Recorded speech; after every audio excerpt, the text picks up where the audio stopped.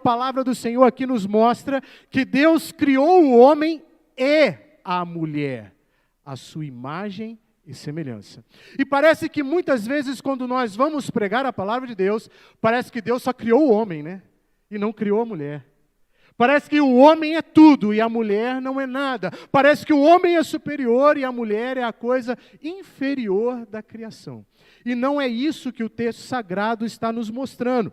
Pelo contrário, o que ele está nos apresentando é que homens e mulheres são feitos igualmente à imagem de Deus e ambos refletem o caráter de Deus em sua vida. E isso significa que devemos ver os aspectos do caráter de Deus refletidos na vida de um homem e também na vida de uma mulher. No Novo Testamento nós vemos mulheres sendo curadas por Jesus, como a sogra de Pedro, a filha de Jairo, a mulher do fluxo de sangue, a viúva de Naim, a mulher encurvada em Lucas 13. Nós vemos conversas e debates teológicos de Cristo com mulheres, como a mulher cirofenícia, a mulher samaritana, Marta e Maria, em que Jesus fala que é a ressurreição e a vida. Nós vemos também, curiosamente, mulheres que seguiram e sustentaram financeiramente o ministério do Senhor Jesus. E é citado Maria Madalena e Joana e muitas outras mulheres que serviam ao Senhor com seus bens e com os seus recursos.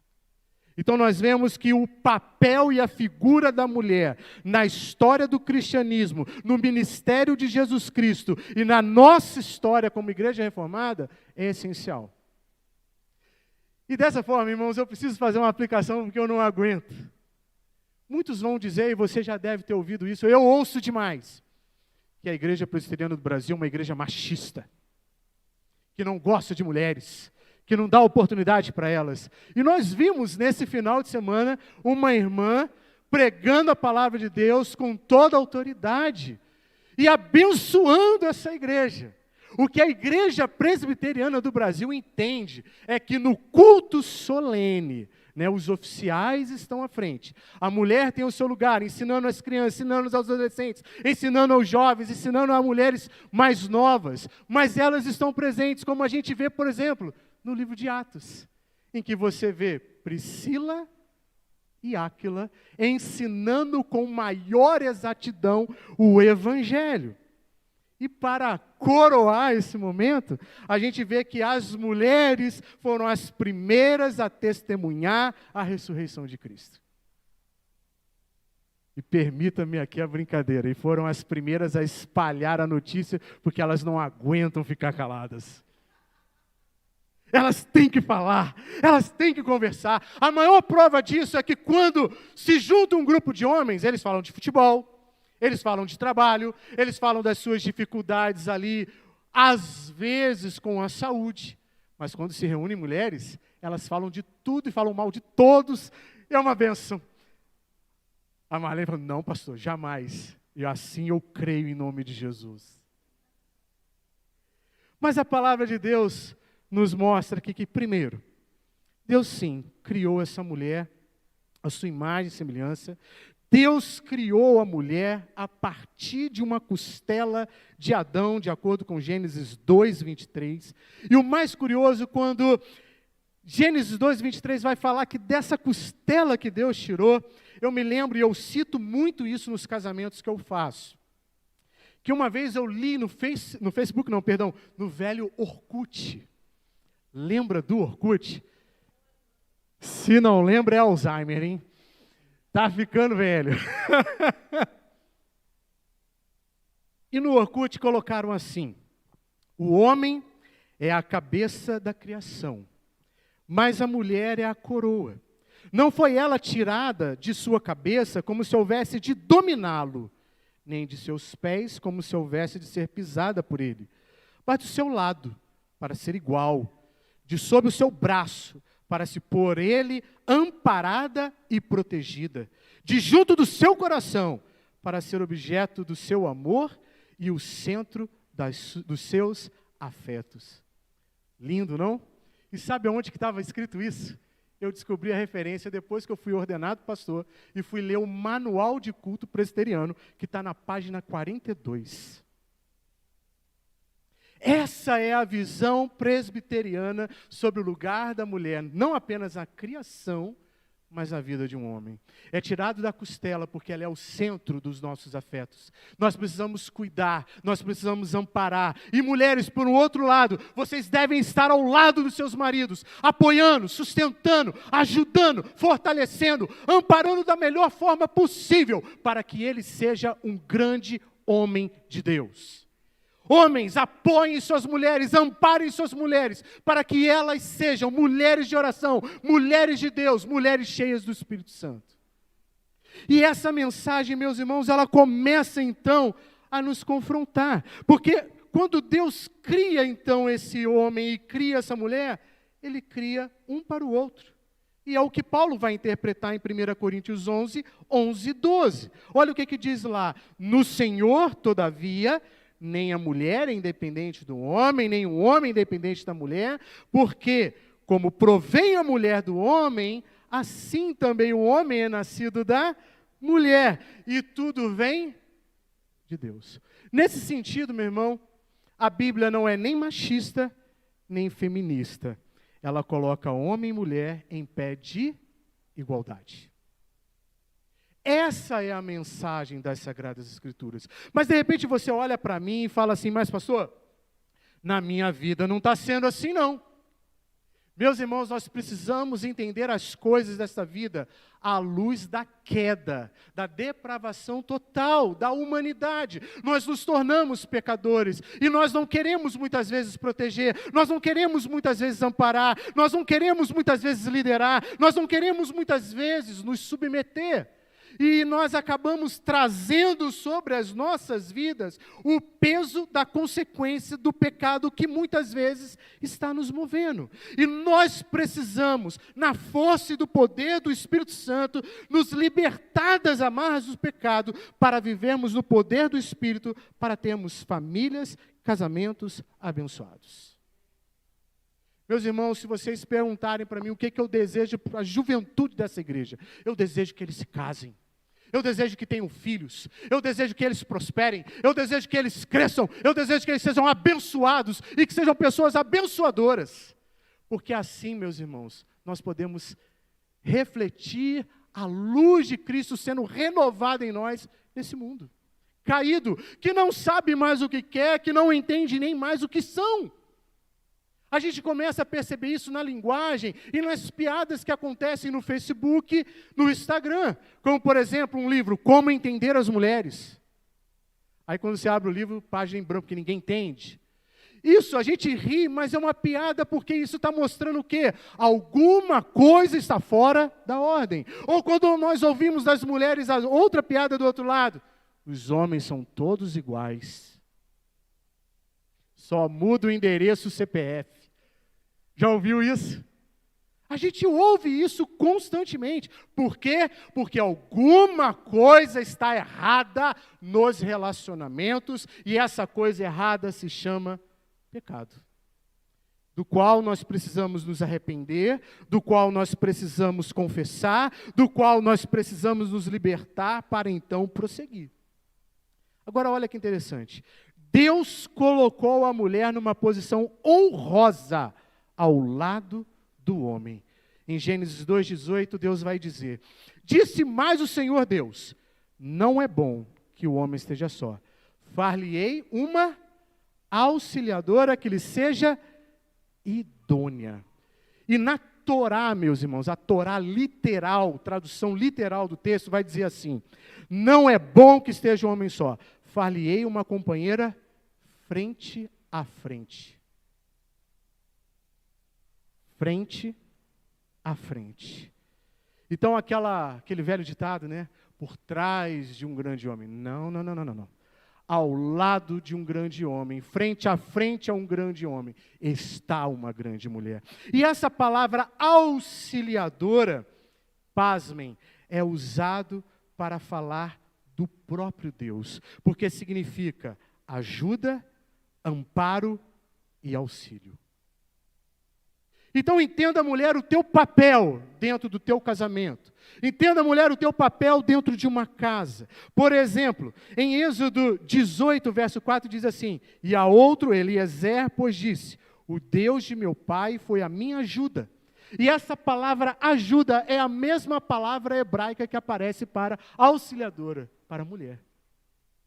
No Salmo 33, 20, diz assim: nossa alma espera no Senhor, nosso auxílio e escudo. A mesma palavra para se referir à mulher. Salmo 70, verso 5: eu sou pobre e necessitado, ó Deus, apressa-te em valer-me, pois tu és o meu amparo e o meu libertador. E a palavra amparo é a mesma palavra hebraica, ezer, que aparece para a auxiliadora mulher. Ou seja, a mesma palavra usada para a mulher está sendo usada para Deus, porque ela reflete o caráter de Deus, ela reflete Deus quando ela ajuda, quando ela auxilia e quando ela ampara. Minhas irmãs, vocês estão sendo o amparo, a ajuda e o auxílio dos seus maridos? Ou como diz o ditado popular, está sendo aquela pedra no sapato. Toda hora quer brigar, toda hora quer arranjar uma confusão, toda hora quer fazer alguma coisa. Por outro lado também, homens, você está reconhecendo e honrando a tua mulher ao teu lado? Reconhecendo nela essa ajuda, reconhecendo nela esse auxílio, reconhecendo nela esse amparo, mas de repente você entrou aqui e que a vida não está muito bem. De repente nessa semana houve discussões, de repente nessa semana houve algumas truculências, de repente nessa semana houve umas trocas de farpas. O que acontece, o que é naturalmente aceito por causa do pecado, mas que não pode ser admitido a longo prazo, porque Deus está transformando as nossas vidas. E nessa noite nós precisamos tomar uma posição contrária ao pecado, para que não aconteça o pior. Por exemplo, esse ano, para exemplificar, eu e minha esposa vamos completar 20 anos de casados. É pouco em relação à Dona Maria, que vai fazer 60, e outros mais aqui presentes. Mas eu me lembro como fosse hoje, no dia que eu e Tati ficamos noivos. Eu fui até o pastor César Ribeiro, lá da primeira igreja de Itajubá. Nós marcamos um aconselhamento para dele extrair todo o conselho possível. Meninos de 20 anos, né? E olhou para aquilo e agora o pastor vai falar, vai dar a dica, vai dar a receita do bolo, vai dar o caminho das pedras. Primeira coisa que ele fez foi olhar para a gente, lembra, Tati? Por que vocês vieram aqui hoje? Ô, pastor, a gente vai casar. E o que vocês querem saber? Aí eu, na mesma hora, né, eu era de uma outra denominação cristã, falei, porque na minha denominação tem até encontro, inclusive tem curso para casais. Aí ele olhou para a minha cara e falou assim, e você acha que algum curso resolve a vida de alguém? Você acha que existe faculdade para casamento? Vamos fazer uma faculdade. Eu acho que ninguém vai querer passar no vestibular, né? Pós-graduação para casamento? Tem. A vida cristã inteira chegou aqui sem nenhum encontro de casal, sem nenhuma palestra para casal, simplesmente vivendo no poder e na força do Espírito Santo. Alguma coisa está errada. Alguma coisa está errada, igreja. Estou dizendo, pelo amor de Deus, que a gente não tem que ter.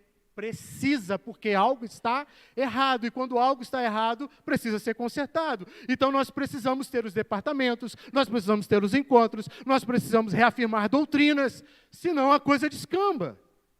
É uma situação essencial. Aí ele virou para mim e para a Tati e deu um único conselho. E, meu irmão, aprenda uma coisa. Casamento é como uma rosa. Tem a beleza, tem os espinhos, e você tem que cuidar. Tem que aguar a plantinha. Quando ela começar a murchar, tem que adubar. Tem que cuidar. Porque se não fizer, aí ele soltou uma, irmãos, que eu até não consegui matar no peito. Ele falou assim, como pastor há mais de 30 anos, quando a gente não cuida, acaba mesmo. Por quê? Por falta, ou melhor, por causa da negligência de nossas vidas dentro do casamento. Mas deixa eu dizer uma coisa, um outro exemplo. Eu estou trabalhando numa escola dando aula de língua inglesa e literatura. E lá tem uma professora, que eu não vou citar o nome, porque aqui é transmitido. Ela esses dias chegou e falou assim para nós: mas é bom casar mesmo? É bom ter filho mesmo? Aí na mesma hora eu falei assim: bom, se você quer um pet, melhor não ter filho não. Porque filho não é pet. Para quem não sabe o que é pet, é cachorrinho, gatinho, né? Porque o cachorrinho é maravilhoso. Aí você xinga ele, briga com ele, bate nele e ele volta abanando o rabinho. Agora, com ser humano, meu amigo, a conversa é outra. Aí eu falei: agora, se você quer crescer, amadurecer, deixar de ser um eterno adolescente, aí tu vai ter que encarar o casamento com seriedade, com responsabilidade. Porque casamento, sim, é muito bom. Pelo menos eu falo a partir do meu. É bênção para as nossas vidas. Se não fosse bênção, Deus não teria dito que não é bom que um homem fique só. É bênção para as nossas vidas. O casamento só se torna um inferno para as nossas vidas quando nós somos os demônios desse casamento. Quem é você dentro dessa relação? Quem é você dentro desse casamento ou dentro desse futuro namoro, desse noivado e por aí vai? Aí, para jogar uma pá de cal ainda em cima da professora, eu falei assim: sabe o que eu estou percebendo? Que você toma todas as decisões da sua vida à luz do fracasso dos outros. Pode perceber, as pessoas vão falar assim: eu não quero casar porque o casamento do meu pai não deu certo. Eu não quero casar porque o casamento do meu tio não deu certo. Tu já viu o que aconteceu lá na igreja? Agora eu te pergunto, você é aquela pessoa? Você está casado com aquela pessoa? Você é aquela pessoa? Não. Então é você que vai construir um casamento saudável e abençoado debaixo da graça de Deus, obedecendo a palavra. E isso é suficiente para quebrar qualquer tipo, se é que você acredita nessas baboseiras, de supostas maldições hereditárias. Porque quando Cristo entra na nossa vida, tudo muda. Agora o problema é quando Cristo não está sendo formado em nós. Quando Ele não está sendo formado em nós, nós deixamos de ser auxiliadores, nós deixamos de ser protetores, nós deixamos de ser sustentadores, nós deixamos de ser bênção, deixamos de ser homens, deixamos de ser mulheres. Aí isso é o que dá o problema. Aí nós destruímos a família, nós destruímos nossos filhos. Isso respinga na igreja e respinga na sociedade. Porque se você espera que a sociedade vai melhorar, tem uma triste notícia para você: não vai. O que vai melhorar dia a dia é a igreja. São aqueles que têm o Espírito Santo em suas vidas. A Bíblia também garante promessas às mulheres. No derramamento do Espírito Santo, Atos 2, diz lá: mas o que ocorre é que foi dito por intermédio do profeta Joel. E acontecerá nos últimos dias, diz o Senhor, que derramarei do meu Espírito sobre toda a carne. Agora olha como Joel, sendo recitado por Pedro, registra a palavra: vossos filhos e vossas filhas profetizarão, vossos jovens terão visões, e sonharão vossos velhos, até sobre os meus servos e sobre as minhas servas derramarei do meu Espírito naqueles dias, e profetizarão. Paulo também vai falar da filiação divina e abraâmica que homem e mulher têm. E ele vai dizer no final de Gálatas 3, nem homem, nem mulher, porque todos vós sois um em Cristo Jesus, e sois de Cristo, também sois descendências de Abraão, e herdeiros segundo a promessa. Ou seja, a promessa de Deus é para mim e é para você. O que nos leva a mais uma aplicação. Se nós somos o templo do Espírito, a tua esposa é templo do Espírito. Mulheres, o teu marido é templo do Espírito. E a pergunta que fica é: o que nós estamos fazendo no trato e no cuidado do templo do Espírito? Se nós absorvermos o conceito bíblico de que somos a imagem e semelhança, e que não existe, meus irmãos, nenhuma religião no mundo, não existe nenhuma filosofia no mundo capaz de dar um brilho tão elevado ao homem e à mulher, não existe. Não existe. Para a evolução, seres que evoluíram segundo a sua espécie. Se for para Freud, um grande aparelho psíquico que funciona, com as suas repressões, com o seu inconsciente. Se for segundo Winnicott, você é o que virá a ser, você não é ainda.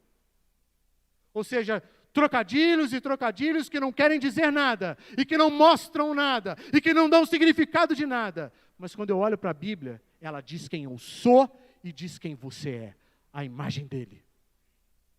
E isso, meu irmão, permita-me dizer, é a maior libertação e é a maior transformação, porque se nós estamos procurando autoestima, essa estima vem do alto, vem de Deus para a sua vida.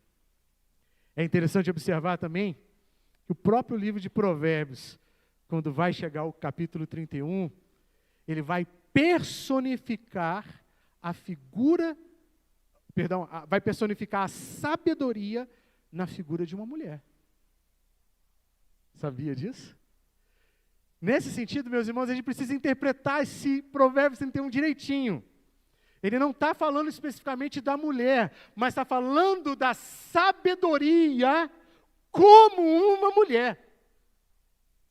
E como que é essa sabedoria? Ela é valorosa, porque ela é confiável, porque ela faz bem, ela não mede esforços para suprir a casa, a família, ela é empreendedora, trabalhadora, generosa, cuidadosa consigo e com os outros e com os de fora. Ela é cuidadosa com suas palavras, traz prestígio para os da sua casa, é elogiada pela sua família, é temente a Deus. Se você ver lá, é tudo que tem em Provérbios. Se você ler Provérbios, você vai ver toda a sabedoria agora personificada na figura de uma mulher. E depois vão dizer para nós que mulher, à luz da palavra de Deus, não pode trabalhar. Deve trabalhar. É o que a Provérbios está nos mostrando. Ela ali, trabalhando em prol da sua casa, com um objetivo claro. Óbvio, meus irmãos, que o homem tem o papel de ser o provedor. A mulher vai ser a amparadora, a ajudadora nesse processo. Tu pode ver que onde um casal se compromete para as coisas acontecerem, as coisas fluem e andam com mais perfeição. Para encerrar aqui, meus irmãos, a própria igreja de Cristo é comparada a uma mulher. Efésios 5:24 vai dizer, como porém a igreja está sujeita a Cristo, assim também as mulheres sejam em tudo submissas ao seu marido. Texto duro, texto polêmico, texto muitas vezes mal interpretado, porque essa sujeição é do marido a Cristo, da mulher ao marido e a Cristo, e o marido, ao se submeter à mulher, ele se submete no amor. E é o que vai dizer depois do verso 25. Maridos, amai vossa mulher, como também Cristo amou a igreja e a si mesmo se entregou por ela, para que a santificasse, tendo-a purificado por meio da lavagem de água, pela palavra, para apresentar a si mesmo igreja gloriosa, sem mácula, sem ruga, nem coisa semelhante, porém, santa e sem defeito. Uma vez conversando com a minha mulher no carro, aí eu falei assim, a palavra de Deus me ensina a dar a minha vida por você. Aí ela virou para mim e falou assim, não, eu dou a minha vida por você. Não, está passando na frente do anjo. Não. A palavra não ensina isso. O homem dá a vida pela sua mulher. E quando uma mulher tem um homem que dá a sua vida por ela, ela naturalmente o segue em submissão. Naturalmente. Muitas vezes, irmãos, guardem isso, a rebeldia de uma mulher está intimamente entrelaçada com a omissão de um homem. Não estou aqui querendo justificar a rebeldia, mas explicá-la nos seus trâmites legais. É assim que acontece. A mulher se cansa, a mulher se desgasta, não vê mudança, não vê compromisso, não vê carinho, não vê amparo. Chega o momento, ela vai dizer o quê? Não dá mais. Aí é só um milagre. Meus irmãos e minhas irmãs, não deixem o casamento de vocês chegarem nesse ponto. A ordem do Senhor é: amemo-nos uns aos outros. A ordem para nós maridos é amar as nossas esposas. A ordem para as esposas: submetam esse homem que te ama, para a glória de Deus. Eu quero, irmãos, encerrar aqui dizendo: criou Deus, pois, o homem, a sua imagem, a imagem de Deus o criou. Homem e mulher os criou. Amemo-nos, respeitemo-nos, reconheçamos cada um o seu papel dentro do relacionamento, para que as próximas gerações sejam abençoadas, para que a igreja seja abençoada e para que possamos refletir o brilho de Cristo em sociedade. Mas eu não posso encerrar esse sermão sem também trazer uma palavra de consolo. Infelizmente, muitas vezes por causa do pecado, casamentos acabam, casamentos se desfazem. A Bíblia fala de divórcio no Velho Testamento e no Novo Testamento. E Jesus falou claramente sobre isso. Ou seja, o divórcio nunca, jamais deve ser tratado na igreja como um pecado imperdoável, porque o único pecado imperdoável é a blasfêmia contra o Espírito Santo. O nosso Deus é de graça e misericórdia e pode dar um novo recomeço para aquele que foi vitimado. E é o que eu também peço para aqueles irmãos que foram abandonados, deixados, traídos e humilhados, que a luz de Cristo brilhe sobre a vida, para que tenham novos recomeços na sua caminhada, em nome de Jesus.